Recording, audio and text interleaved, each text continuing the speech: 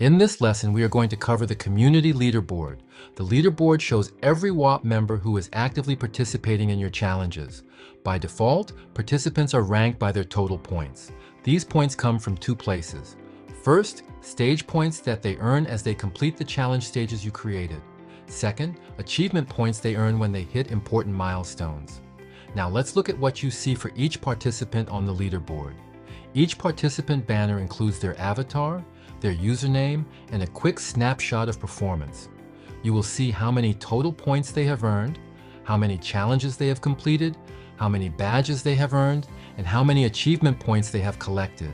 You can also filter the leaderboard to highlight different types of winners. You can sort by most points, most challenges completed, most badges earned, and most achievements earned. This is more than a ranking. It is a community engine. It gives participants a place to show up, stay consistent, and earn status through real progress. It also creates friendly competition that increases engagement across your entire Whop.